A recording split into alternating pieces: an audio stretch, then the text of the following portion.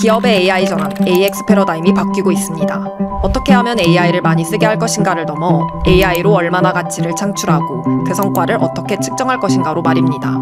양적 도입에서 ROI 제고로 AX가 진화하고 있습니다. 그래서 티타임즈가 준비한 2027 AX 전략 컨퍼런스. 27년 새롭게 제기되는 AX 과제에 기업은 어떻게 대응해야 할까요? 자세한 사항은 댓글을 참조하세요. 이 전력 반도체가 앞으로 AI 시대의 핵심이 될 것이다. 전력 수급은 앞으로도 계속 어려울 것으로 예상되므로 전력 효율은 매우 중요합니다. AI 경쟁의 승패는 전력 반도체의 효율이라고 감히 말씀드릴 수 있습니다.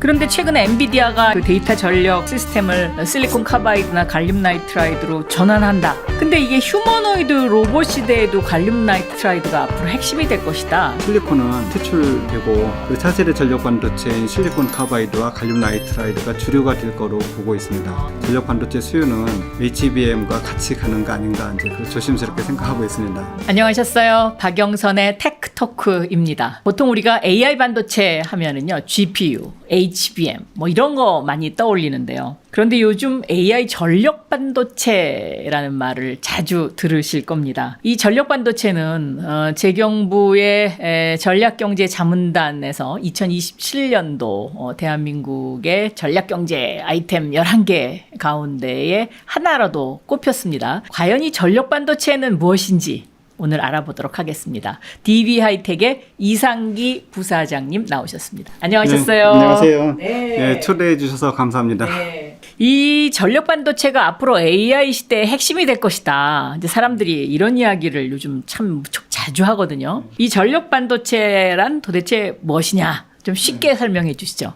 대개 전기는 교류와 직류로 나누어집니다. 발전소에서 집으로 오는 전기는 교류입니다. 그러나 가전제품은 직류를 사용하게 됩니다. 그래서 전력 반도체는 집으로 들어온 전기를 교류를 직류를 변환해주고 그 전압을 안전하게 높이거나 낮춰서 분배를 해주고 제어를 해줍니다. 아, 그러니까 전자제품에 들어가는 변압을 조절해주는. 예, 맞습니다.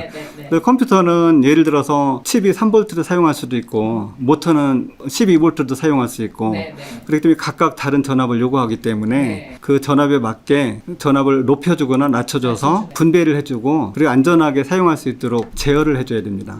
그럼 자동차에도 전력 반도체가 필요하다라는 그 이야기는 자동차에 필요한 볼트를 조정을 해주기 때문에 필요한 건가요? 자동차에서 우리가 일반적으로 사용할 때 윈도우에 쓰이는 전압하고 뒤에 트렁크에 쓰이는 전압이 다 다릅니다. 그리고 배터리에서 전기 자동차는 이제 직류에서 교류로 바꿔줘야 되는데 이때 배터리가 400V 시스템도 있고 800V 시스템도 있기 때문에 여기 전압에 따라서 직류에서 교류를 바꿔줄 때는 각각 그 사용되는 디바이스가 다 다릅니다. 다 다르군요. 그러니까 전력 반도체의 종류가 또 여러 가지가 있겠군요. 네, 맞습니다. 그래서 전력 반도체는 전류하고 전압이 각각 다르기 때문에 사용되는 전자제품마다 거기에 맞게 그 전력 반도체를 설계를 해줘야 됩니다. 그러니까 설계를 또 새로 해야 되고 또 거기에 맞게 또 만드는 것도 또 만들어야 되고 이게 뭐 아주 다양하겠습니다. 그래서 다품종 소량 생산이 될 수밖에 없습니다. 그렇기 때문에 전력 반도체를 준비할 때는 다양한 디바이스를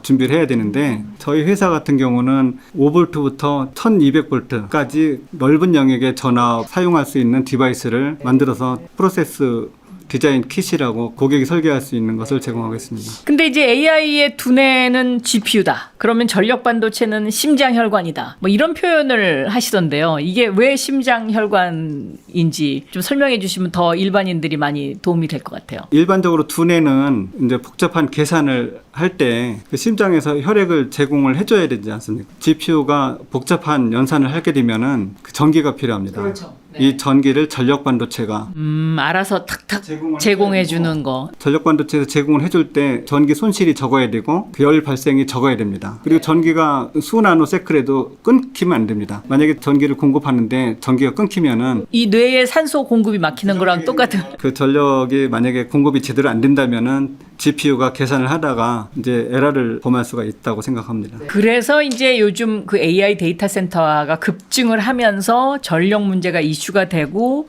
이러니까 이제 전력 반도체가 뜨는군요. 전력도 이제 그 효율이 얼마나 좋으냐가 문제인데요.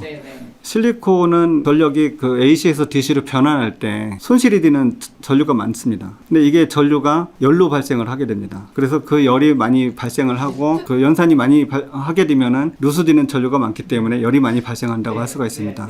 그러나 실리콘 카바이드는 일단 열에 강하고 변환할 때 쓸데없이 나오는 전류들이 적기 때문에 일단은 변환 효율이 좋다고 볼 수가 있습니다. 그러니까 이 전력 효율이 좋다. 이거를 어떻게 더 쉽게 설명을 해 주실 수 있을까요? 전력 수급은 앞으로도 계속 어려울 것으로 예상되므로 전력 효율은 매우 중요합니다. 예를 들어 1기가와트 데이터 센터 기준으로 소자를 실리콘에서 실리콘 카바이드나 갈륨 나이트라이드로 교체 시 연간 350기가와트시의 전력을 절감할 수 있습니다. 그러니까 3분의 1이 줄어드는군요. 네. 네, 이는 300만 명이 1개월간 사용할 수 있는 전력과 같습니다. 전 세계적으로 AI 데이터 센터를 지속적으로 신축하고 있는 상황으로 AI 경쟁의 승패는 전력 반도체의 효율이라고 감히 말씀드릴 수 있습니다.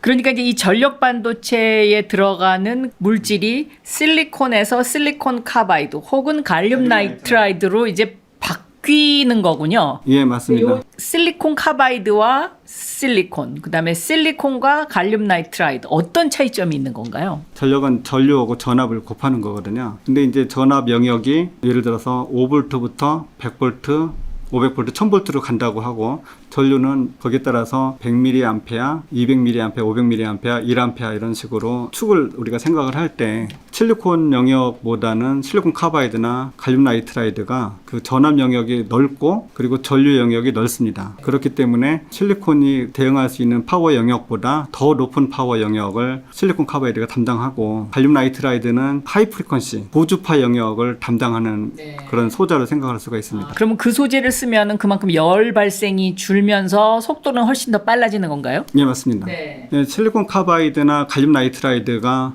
에너지 밴드 갭이 실리콘보다 3배 이상 좋은 게 하나 있고 그리고 서멀 컨덕티비티가 실리콘 카바이드가 실리콘보다 3배, 3.5배 정도 일단 좋습니다. 그리고 하이 프리퀀시는 갈륨 나이트라이드가 담당하고 실리콘보다는 훨씬 스피드가 빠릅니다. 그리고 전류 밀도가 높아서 일단 고주파 영역에 이제 일반적으로 사용할 수 있다고 보시면 됩니다. 그러면 그동안은 이것이 쓰이지 않았던 것이 가격 때문에 그랬습니까? 그렇습니다. 실리콘 카바이드가 실리콘보다 한 3배 정도 높은 거로 나오기 때문에 일반적으로 제조 비용을 생각했을 때 웨이퍼까지 만들지 않으면 코스트가 상당히 취약한 그런 구조가 되겠습니다.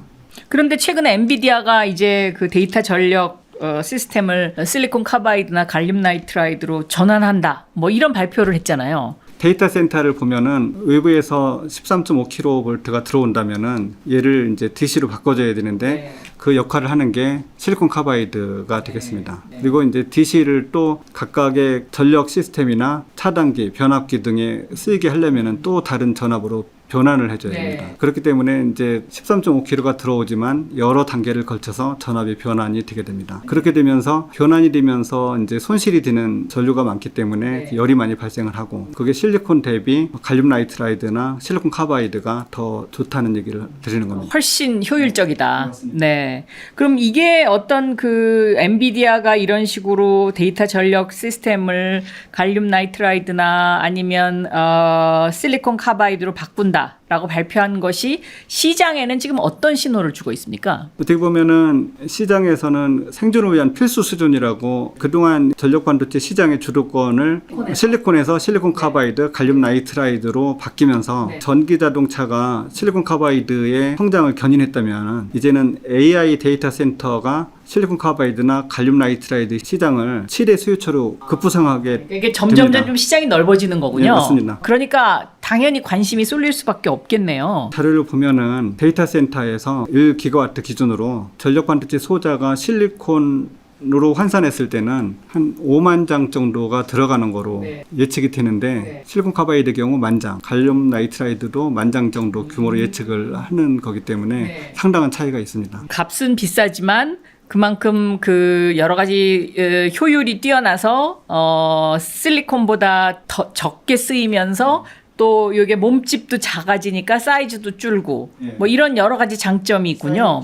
사이즈도 줄이니까 반대로 더 많은 GPU를 탑재할 수 있고 이제 이해가 좀 많이 됐습니다. 근데 이게 휴머노이드 로봇 시대에도 갈륨 나이트라이드가 앞으로 핵심이 될 것이다. 이제 이런 이야기들을 하는데 이거는 뭐 열 때문에 그렇습니까? 왜 이 로봇까지 연결이 되는 겁니까? 갈륨 나이트라이드는 속도가 빠르고 전력 효율이 좋기 때문에 이 부품이 이제 경량화, 배터리를 오래 사용할 수 있게 됩니다. 그럼 이렇게 되면 부품의 크기를 줄일 수가 있고 관절 내부에 쏙 들어갈 수 있도록 컴팩트하게 작게 만들어서 관절 내부에 들어갈 수 있고 빠르게 움직일 수 있는 장점이 있는데 이게 특히 반응 속도가 이제 마이크로 초 단위로 빨라져서 로봇이 물건을 깨트리지 않고 살포시 잡거나 그리고 불규칙한 땅에서 넘어지지 않도록 도와줍니다. 오, 이 역할이 크네요, 아주. 그 로봇을 가볍고 그 민첩하고 인간형과 비슷한 그런 동반자로 만드는 아주 핵심 열쇠라고 쓰십니다. 사람처럼 움직이게 하는 핵심 열쇠가 바로 갈륨 나이트라이드가 이제 이 로봇에는 적합하다. 소형화가 가능하고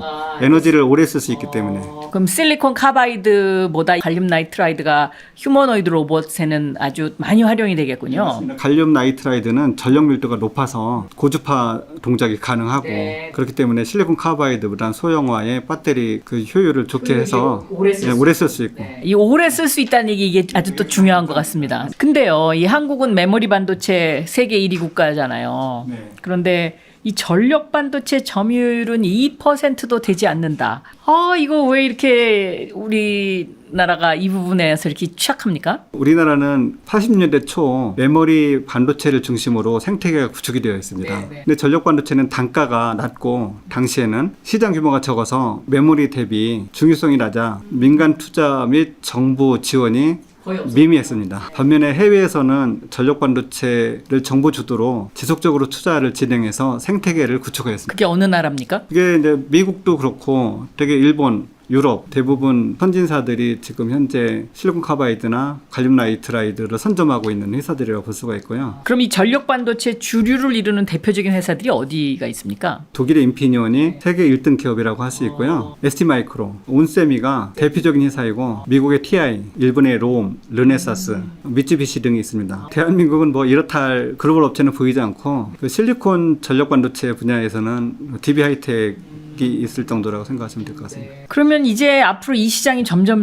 커질 텐데요. 추격 가능합니까? 지금 제가 생각하기에는 지금이 마지막 기회라고 좀 볼 수가 있습니다. 저희가 이제 8인치에서 라이프 타임을 더 확장할 수 있는 테크놀로지가 뭘까 그렇게 고민을 했었습니다. 모든 전자제품에 탑재할 수 있다는 점에서 우리가 전력 반도체를 주시하게 됐었습니다. 그러니까 이게 들어가는 데가 굉장히 많을 것이다. 앞으로 그런데 이제 문제는 이게 다품종 소량 생산을 하는 이게 이제 문제군요. 그러니까 거기에 들어가는 품이 굉장히 많이 들겠네요. 전력 반도체 산업은 디바이스 기술 집약적인 산업이라고 할 수 있습니다. D램이 어떤 셀 공정이나 일부 디바이스가 요구되지만 그렇게 많은 디바이스는 없고요. 전력 반도체는 테크놀로지 플랫폼당 250개 이상의 디바이스가 개발이 돼야 됩니다. 그 D램 하시는 분들이 이렇게 말하면 섭섭해 하실지 모르지만 D램은 그냥 하나 만들어서 이렇게 자꾸 똑같은 거 찍으면 되는데 이거는 그게 아니고 그냥 계속 설계해서 맞춰주고 뭐 이런 과정이 필요한 거군요. 네, 저희가 이제 250개 해당하는 디바이스를 다 만들어서 프로세스 디자인 킷이라고 설계자들이 설계할 수 있는 언어로 바꿔줍니다. 그러면은 설계자들은 저희가 제공한 PDK를 설계를 해서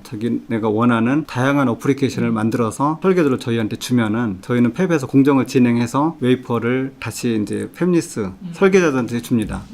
그렇게 되면은 설계자들은 사실 그 설계한 대로 특성이 나와야 되거든요. 근데 저희 프로세스 디자인 킷은 설계한 대로 특성이 그대로 나오기 때문에 고객들이 상당히 선호도가 높습니다. 근데 이 8인치 실리콘 카바이드나 갈륨 나이트라이드의 그 양산 팹 구축, 이걸 양산한다는 어떤 그 의미는 뭔가요? 실리콘 카바이드는 6인치가 전 세계적으로 양산되고 있습니다. 근데 8인치로 보면은 미래 기술이라고 우리가 얘기할 수 있습니다. 커지는 거니까요. 지금 현재는 그 실리콘 카바이드 8인치가 본격적으로 양산이 준비가 되는 시기라고 볼 수 있고요. 그러면 이게 다른 선진국도 아직 8인치는 8인치로 이제 공정은 구축해서 일부 공정은 됐는데 양산은 아직 개발을 하고 양산 직전이라고 좀 보시면 될 것 같고요. 그러나 이제 그 DBH가 선제적으로 8인치로 실리콘 카바이드와 갈륨 나이트라이드의 양산 체계를 구축하고 기술을 확보를 하였습니다. 이미 처음에 들어갈 때부터 8인치를 겨냥했군요. 추격자 입장이니까 하나 더 앞선 공정을 도전해서 지금 거기에 성공하셨다. 뭐 이런 말씀이신 것 같아요. 이게 지금 말씀을 듣다 보니까 이건 단순한 공정이 아니고요. 그야말로 정말 이렇게 생태계가 구성이 돼야 이게 활성화될 것 같거든요. 예, 맞습니다. 사실 파운드리 산업은 혼자서 성장할 수 없고 주변의 생태계가 활성화가 되어야 미국의 파워 아메리카 프로젝트보다 더 발전적인 모델을 만들 수 있을 것 같습니다. 그러니까 지금 이 전력 반도체의 경우에는 6인치가 지금 현재 쓰이고 있는데 이 6인치의 대세를 그대로 쫓아가면 우리는 추격자밖에 안 되니 맞습니다. 그 DB 하이텍은 이거보다 더 큰 실리콘 8인치 전력 반도체를 만드는데 그동안에 도전장을 내밀고 이것에 지금 이제 성공해서 양산에 들어가는 그런 단계에 와 있다. 이런 이제 설명이 가능하겠군요. 예, 맞습니다. 그러니까 한국 최초로 8인치 그 와이드 밴드 갭 차세대 전력 반도체 양산 체계를 구축한 회사라고 보시면 될 것 같습니다. 그리고 이제 DB하이텍은 테크놀로지 로드맵이 사실 실리콘 전력 반도체로 구축이 되어 있는데 고주파, 고전압 영역으로 로드맵을 확장을 했습니다. 이게 차세대 전력 반도체가 그 확장된 영역이라고 보시면 될 것 같습니다. 그래서 이 어떻게 보면 로드맵 확장은 미래를 준비하는 고객들과의 약속이라고 할 수 있습니다. 그럼 이때 정부는 뭘 해야 됩니까? 차세대 전력 반도체 생태계 구축하는 것이 급속 업무라고 생각합니다. 전력 반도체는 다품종 소량 생산이고 개발 기간이 오래 걸리는 기술 집약적인 공정 기술로 민간 기업이 선뜻 수익성이 보장되지 않는 상황에서 선행 기술 개발 투자를 하기 어려운 상황입니다. 80년대 초 메모리 반도체 개발에 지원을 올인했던 것처럼 지원이 필요하다고 생각합니다. 차세대 전력 반도체는 국방, AI 데이터 센터, 피지컬 AI, 우주항공 등 국가안보 산업에 직결되기 때문에 이미 각국 정부에서는 국가 전략자산으로 지정을 하고 있습니다. 미국의 경우 10여 년 전부터 국가 전략산업으로 지정하여 기술을 개발하고 인력을 육성해 차세대 전력 반도체 생태계를 구축한 상태입니다. 근데 지금 보면은요, 미국이 뭐 메모리 반도체 이런 거는 굉장히 좀 한국에 완전히 이렇게 밀려 있지만 차세대, 그러니까 하나 뛰어넘은 쪽으로는 뭐 이것저것 국가가 많이 전략적으로 접근을 이미 해온 것 같아요. 국제 전력 반도체 학회가 서울에서 열립니까? 예, 서울에서 개최할 생각입니다. 2032년에. 그러면 그때 우리 부사장님이 이제 거기 대회장을 대회장을 하시는 거군요.